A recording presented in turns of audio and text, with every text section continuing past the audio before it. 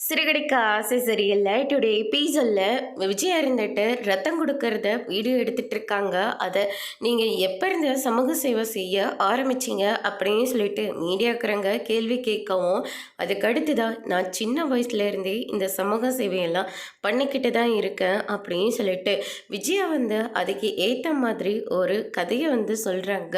அதுக்கு அடுத்து தான் இப்போ நான் இவ்வளோ சுதந்திரமாக செய்கிறேன்னா அதுக்கு காரணமே என் ஹஸ்பண்ட் மட்டும்தான் அப்படின்ற மாதிரி விஜயா சொல்லிடுறாங்க.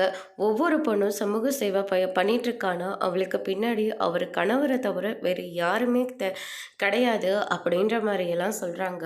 அதை கேட்டோன்னே அண்ணாமலையும் முத்துவும் பயங்கரமாக ஷாக் ஆகுறாங்க. அதுக்கு அடுத்து தான் என் வீட்டுக்கு வந்த மருமக ஒருத்தி ரயில் ஆக்சிடெண்ட்டில் இறந்துட்டாங்க. அதனால் அவங்க குடும்பத்தில் இறக்கப்பட்டு அந்த பொண்ணை நாங்கள் கல்யாணம் பண்ணிட்டு இப்போ நாங்கள் அவளை சந்தோஷமாக பார்த்துக்குறோம் அப்படின்ற மாதிரிலாம் சொல்கிறாங்க. இதை கேட்டோன்னே பயங்கரமாக ஷாக் ஆகுறாங்க எல்லாருமே.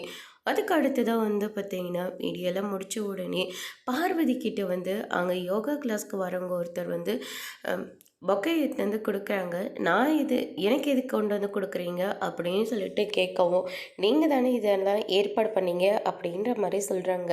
நான் எங்கே பண்ணேன், விஜயா தானே பண்ணிகிட்ருக்கா, அவங்க பண்ணாதையும் இந்த வீடு உங்களை தானே உங்கள் இடத்துல இருந்து தானே பண்ணிகிட்ருக்கீங்க, அதனால் இது கரெக்டாக உங்ககிட்ட தான் சேரணும் அப்படின்ற மாதிரி சொல்லிடுறாங்க. ஆனால் பார்வதி கோவப்பட்டு அந்த பொக்கை எடுத்துகிட்டு போய் டஸ்ட்பினில் போட்டுடுறாங்க. எது கொடுத்தாலையும் டஸ்ட்பின்லேயே போட்டுடுறீங்க, நான் இன்னும் எக்ஸ்ட்ரா 2 டஸ்ட்பின் வாங்கி கொடுக்குறேன், அதுலேயும் இன்னும் நிறைய பொருளெல்லாம் போட்டுருங்க அப்படின்ற மாதிரி சொல்லிடுறாங்க. பார்வதி கோவப்பட்டு அங்கேருந்து கிளம்ப பார்க்குறாங்க. ஆனால் அதுக்குள்ளே அந்த டாக்டர் பட்டத்தை கொடுக்குறவங்க வராங்க. நானும் உங்களை தான் எதிர்பார்த்துட்டு இருந்தேன், ரொம்ப லேட் பண்ணிட்டேன், சாரி, பரவாயில்ல இருக்கட்டுங்க, ஏதோ ஒரு காரணத்துக்காக லேட்டாக வந்திருக்கீங்க, அதுக்காக எதுக்கு மன்னிப்பெல்லாம், பரவாயில்ல இருக்கட்டும் வாங்க அப்படின்ற மாதிரி பார்வதி விஜய் கூட்டிகிட்டு போகிறாங்க. இவங்க தான் என் குடும்பத்தில் இருக்கிறவங்க, இவன் என் மூத்த பையன், பெரிய ஷோரூமெல்லாம் வச்சுருக்கான், இவன் 2வது பையன் ஷிஃபா இருக்கான் அப்படின்ற மாதிரிலாம் சொல்லி இன்ட்ரடியூஸ் பண்ணுறாங்க. ஆமாம், உங்கள் 2வது பையனும் மருமகளும் எங்கே அப்படின்னு சொல்லிட்டு கேட்கவும், நாங்கள் தான் மேடம், கார் டிரைவராக இருக்கேன், என் பொண்ணை பூ கொடுத்துட்ருக்கா, மண்டபம்லாம் டெக்கரேஷன் பண்ணிகிட்ருக்காங்க அப்படின்ற மாதிரியெல்லாம் மீனாவை பற்றி பெருமையாக சொல்லிகிட்ருக்காரு முத்து. ஓ, உங்கள் அப்பா தானே ஆக்சிடெண்ட்டில் இறந்தது, உங்கள் மாமியாருக்கு பெரிய மனசுமா, தான் வீட்டுக்காரு ஆக்சிடெண்ட் பண்ணிவிட்டு அவங்க வீட்டு பொண்ணவே தான் வீட்டுக்கு மருமகளாக கூட்டிகிட்டு வந்தாங்கள்ல, அது எவ்வளோ பெரிய விஷயம் தெரியுமா அப்படின்ற மாதிரிலாம் சொல்கிறாங்க. இதை கேட்டோன்னா மொத்த பேரும் ஷாக் ஆகவும், அப்பா இங்கே என்னப்பா நடந்துட்டுருக்கு, நீங்கள் பண்ணதெல்லாம் அம்மா பண்ண மாதிரி சொல்லி காமிச்சிட்ருக்காங்க, என்ன இது, அது வீடியோ வேறு எடுத்து அனுப்பினாங்களா, என்னப்பா நடக்குது இங்கே, எனக்கும் தாடா ஒன்றும் புரியாமல் நின்றுட்டுருக்கேன் அப்படின்னு சொல்லிட்டு அண்ணாமலை சொல்லிடுறாங்க. நீங்களும் ரத்தம் கொடுக்குறீங்க தானே அப்படின்னு சொல்லிட்டு அவங்கள ரத்தம் கொடுக்கறதுக்காக வீடியோ எடுக்கிறதுக்காக போகிறாங்க. இதை நம்ம என்ன எதுன்னு நம்ம கண்டுபிடிக்கணும் மீனா அப்படின்னு சொல்லிட்டு முத்து இருந்துட்டு, பார்வதி ஆண்டி கொஞ்சம் தண்ணி கிடைக்குமா அப்படின்ற மாதிரி சொல்கிறாங்க. உள்ளே வா முத்து கொடுக்குறேன் அப்படின்னு சொல்லிட்டு உள்ளே கூட்டிகிட்டு போகிறாங்க. தண்ணியும் கொடுக்குறாங்க. அம்மா ஏன் இப்படியெல்லாம் பண்ணிகிட்ருக்காங்கன்னு எனக்கும் தெரியும், ஓ உனக்கும் தெரியுமா, டாக்டர் பட்டத்துக்காக தான் விஜயா இப்படியெல்லாம் பண்ணிகிட்ருக்கான்னு என்னத்தை சொல்கிறீங்க, டாக்டர் பட்டம்மா, நான் ஏதோ கவுன்சிலராக ஆக போகிறாங்க தானே இப்படியெல்லாம் பண்ணிகிட்ருக்கேன், இல்லை என் ஃப்ரெண்டு டாக்டர் நல்லது செய்கிறவங்க எல்லாருக்குமே டாக்டர் பட்டம் கொடுத்துட்ருக்கா, அதனால் விஜயா நல்லது பண்ணுற மாதிரி பண்ணி அதை வீடியோ எடுத்து அவங்களுக்கு அனுப்பிவிட்டா விஜயை சமூக சேவை செய்கிறான்னு சொல்லிட்டு அவங்களுக்கு டாக்டர் பட்டத்தை கொடுக்குவாங்க, அதனால தான் விஜயா முன்னாடியும் பின்னாடி இப்படியெல்லாம் பண்ணிகிட்ருக்கா அப்படின்ற மாதிரி விஜயா நடந்த எல்லா விஷயத்தையும் பார்வதி முத்துக்கிட்ட சொல்லிடுறாங்க. இதை கேட்டோன்னே முத்து பயங்கரமாக ஷாக் ஆகுறாங்க. நான் சொன்னதை சொல்லி நீ உங்கள் அம்மா கிட்ட எதுவும் உளறி வைக்காதரா, அப்புறமா என்ன பிடிச்சி சத்தம் போடுவா அப்படின்ற மாதிரி பார்வதி சொல்லிடுறாங்க. நான் எப்படியாவது உங்களை போய் போட்டு கொடுக்குவேன், நீங்கள் போய் கண்டினியூ பண்ணுங்கள் அப்படின்ற மாதிரி சொல்லிடுறாங்க. அதுக்கு அடுத்ததாக முத்து இருந்துட்டு மீனா கிட்டே நடந்த எல்லா விஷயத்தையும் சொல்கிறாங்க. படிக்காத போதே டாக்டர் பட்டம்லாம் வாங்கிக்கலாமா அப்படின்னு சொல்லிட்டு மீனா கேட்கவும், முத்து இருந்துட்டு இந்த டாக்டர் பட்டம் வேற மீனா, பொது செய்கிறவங்க யார் யாருக்கு நல்லது பண்ணுறாங்களோ அவங்க எல்லாருக்கும் அந்த டாக்டர் பட்டத்தை கொடுப்பாங்க, அம்மாவும் அதுக்காக தான் பிளான் பண்ணிவிட்டு உங்ககிட்டயும் நல்லது வேஷம் போட்டுட்ருக்காங்க, இன்றைக்கி அன்னதானம் போடுறது, இப்படி நிறைய விஷயங்கள்லாம் அவங்க பண்ணிகிட்ருக்காங்க, அதை அவங்க உண்மையாக செய்யணும், வெறும் பொருளுக்காகலாம் இப்படி செய்யக்கூடாது, அதனால் அம்மா இதை உணர்ந்து செய்யணும், அம்மாவை திருத்த ஒரே ஒரு வழி, அவங்களுக்கு இந்த டாக்டர் பட்டத்தை நம்ம கொடுக்கக்கூடாது அப்படின்ற மாதிரி வந்து சொல்லிடுறாங்க. நம்ம என்னங்க பண்ண முடியும்? இவங்க நல்லது பண்ணுறத மட்டும்தானே வீடியோ எடுத்து அனுப்புகிறாங்க. இவங்களோட உண்மையான சுயரூபத்தை நம்ம வீடியோ எடுக்கலாம், அது நாளைக்கு நான் ஒரு ஐடியா பண்ணுறேன் அப்படின்னு சொல்லிட்டு விஜயாவுக்காக முத்து வந்து வாசலே வெயிட் பண்ணிட்டு இருக்காங்க. என்னடா விஷயம் அப்படின்னு சொல்லிட்டு கேட்கவும், அப்பா தானே எனக்கு மீனாவை கல்யாணம் பண்ணி வச்சாங்க, அப்படின்னா நீங்கள் எதுக்கு, நீங்கள் தான் கல்யாணம் பண்ணி வச்ச மாதிரி அங்கே ஒருத்தர் வந்தாங்களே அவங்கக்கிட்ட நீங்கள் சொன்னீங்க அப்படின்னு சொல்லிட்டு நம்ம முத்து வந்து கேட்கவும், அதெல்லாம் உனக்கு எதுக்கு, நான் அப்படி தான் நான் ஓகே சொல்லலாம், உங்கள் அப்பா உன்னை அவளுக்கு கல்யாணம் பண்ணி வச்சிருப்பாரா? ஏதோ மனோஜ் போனதுனால அன்னைக்கே மண்டபத்தை விட்டு காலி பண்ணியிருக்கலாம், ஆனால் போனால் போகட்டுன்னு உன்னை உங்கள் அப்பா அவளுக்கு கல்யாணம் பண்ணிக்க நான் தான் ஒரு விதத்தில் சம்மதம் சொன்னேன் அப்படின்ற மாதிரி விஜய் வந்து சொல்லிடுறாங்க.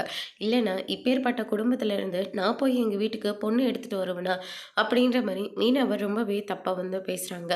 அதுக்கு அடுத்ததான் நீங்கள் இந்த மாதிரி எல்லாம் பண்ணிகிட்ருக்கீங்க, நீங்கள் பண்ணுறதெல்லாம் சரியில்லை அப்படின்ற மாதிரி நம்ம முத்து வந்து விஜயை பிடிச்சி தீட்டி விட்டுறாங்க.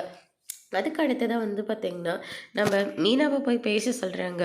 இப்போ நீ தானே அவனை மூட்டி விட்ட அப்படின்னு சொல்லிட்டு வீணா கிட்ட வந்து சொல்லவும், நான் என்னத்தை பண்ணேன், அவர் எதோ கேட்குறாரு, நீங்கள் பதில் சொல்லிக்கோங்க, நான் என்ன சமைக்கிறேன்னு கேட்குறதுக்காக தான் நான் வந்தேன். ஓ அப்படியா, கீரை குழம்பு வச்சிரு, பொரியல் பண்ணிவிடு, உருளைக்கிழங்கு கூட்டு வச்சிரு அப்படின்னு சொல்லிட்டு நிறைய மெட்டீரியலாக சொல்கிறாங்க.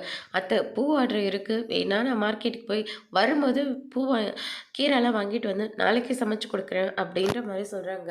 உனக்கு இந்த வீட்டுக்கு உன்னை கூட்டிகிட்டு வந்ததே பெருசு, இதில் நாங்கள் சொல்கிற வேலை செய்கிறதுக்கு தான் நீ இந்த வீட்டில் இருக்க, நீ இந்த வீட்டில் உன்னை கூட்டிகிட்டு வந்தது எவ்வளோ பெரிய விஷயம், இந்த வீட்டில் இருக்கிற வேலையை செய்யாமல் நீயும் ஏதோ ஒரு வேலையை பார்த்துட்ருக்க, இங்கே பாரு நான் சொல்கிற வேலையை நீ செஞ்சு தான் ஆகணும், இந்த பூவெல்லாம் மூட்டை கட்டி வச்சிரு, மனோஜ் துணியை மிஷின்லலாம் போடாத, கையிலேயே துவை அப்படின்ற மாதிரி வந்து சொல்கிறாங்க. அத்தை எனக்கு வேலை இருக்குது, உன் வேலையெல்லாம் ஒதுக்கி வச்சுட்டு நான் சொல்கிற வேலையே செய், அதுக்கு தான் நீ இந்த வீட்டில் இருக்க அப்படின்ற மாதிரி விஜயா வந்து மீனவை பயங்கரமாக திட்டிடுறாங்க.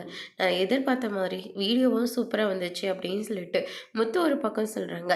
அத்தை என்னை திட்டுறது உங்களுக்கு சந்தோஷமாக இருக்கா? நான் அந்த விஷயத்த சொல்லலை, அம்மா இப்படியெல்லாம் பேசுவாங்கன்னு தெரியும், ஆனால் எக்ஸ்ட்ரா நிறையவே பேசிட்டாங்க, இது மட்டும் போதாது, இன்னும் வெளியிலலாம் இருக்குது, சில வெளியில் நான் ஒரு வேலை பண்ணுறேன், அதை நீ வீடியோ எடு அப்படின்ற மாதிரி சொல்லிடுறாங்க. விஜயா நடந்து வந்துட்டுருக்காங்க. அப்போ நம்ம முத்து இருந்துட்டு தர்மம் கேட்குற மாதிரி வேஷம் போட்டிருக்காங்க. ஏன் மீனா அந்த பக்கம் திரும்பிட்டுருக்க, உங்களை இந்த கோலத்தில் பார்க்க முடியலங்க, நீங்கள் பண்ண இருக்கக்கூடாது, வேறு யாராவது பண்ணி வச்சுருக்கலாம்ல அப்படின்ற மாதிரி சொல்கிறாங்க. வேறு யாராவது பண்ண வச்சுருந்தா அவங்க ஏதாவது சொதப்புவாங்கன்னு சொல்லிட்டு தான் நானாக இந்த கெட்டப்பில் வந்திருக்கேன், அம்மா கிட்ட நான் பேசிகிட்டு இருக்கிறபோது கரெக்டாக வீடியோ எடுத்துரு அப்படின்ற மாதிரி முத்து வந்து சொல்லிடுறாங்க. ஆனால் இருந்தாலையும் உங்களை இந்த நிலைமையில பார்க்க ரொம்ப கஷ்டமாக இருக்குது, அம்மா திருந்தணும்னா நம்ம இந்த மாதிரி கஷ்டப்பட்டு தான் ஆகணும் அப்படின்ற மாதிரி முத்து வந்து சொல்லிடுறாங்க. அதுக்கு அடுத்ததான் வந்து பார்த்திங்கன்னா விஜயா நடந்து வந்துட்டுருக்காங்க. மீனா பார்த்துட்டு எங்கள் அத்தை வராங்கங்க, சரி மீனா நீ போய் மறைஞ்சு நின்றுக்கோ, வீடியோ எடு, நான் போய் என் வேலையை செய்கிறேன் அப்படின்னு சொல்லிட்டு முத்து இருந்துட்டு விஜயா முன்னாடி போய் நிற்கிறாங்க. அம்மா சாப்பிட்டு 2 நாள் ஆகுது, ஏதாச்சும் தர்மம் பண்ணுங்க அப்படின்ற மாதிரி கேட்குறாங்க. சி என்னை தொடாத, முதல்ல தள்ளி நில்லு, நீங்கள் பார்க்க மகாலட்சுமி மாதிரி இருக்கீங்கம்மா, கொஞ்சம் தர்மம் பண்ணுங்கம்மா அப்படின்ற மாதிரி சொல்கிறாங்க. இப்படியெல்லாம் பேசினா நான் உனக்கு பணம் கொடுக்கணும்னு எதிர்பார்க்குறியா, முதல்ல தள்ளி நில்லு, உங்களால் யார் என் பக்கத்தில் விட்டாங்க அப்படின்னு சொல்லிட்டு விஜயா இருந்துட்டு ரொம்பவே கோபப்படுறாங்க. ஆமாம்மா சாப்பிட்டு 2 நாள் ஆச்சுமா, கொஞ்சமாக தர்மம் பண்ணுங்க அப்படின்ற மாதிரி கேட்குறாங்க. அதுக்கு அடுத்து தான் விஜயா இருந்துட்டு உன்னை என்ன பண்ணுறேன் பாரு அப்படின்னு சொல்லிட்டு கோல் எடுத்து அடி அடி நடிக்கிறாங்க. முத்து இருந்துட்டு அம்மா அடிக்காதீங்கம்மா, ரொம்ப வலிக்குது அப்படின்னு சொல்லி ரொம்பவே கத்திட்டு இருக்காரு. அதோட இன்னைக்கான எபிசோட் முடிச்சிருக்காங்க. இனி சிறகடிக்க ஆசையில் அடுத்தடுத்து என்னெல்லாம் நடக்க போகுதுன்றதை வெயிட் பண்ணி பார்க்கலாம்.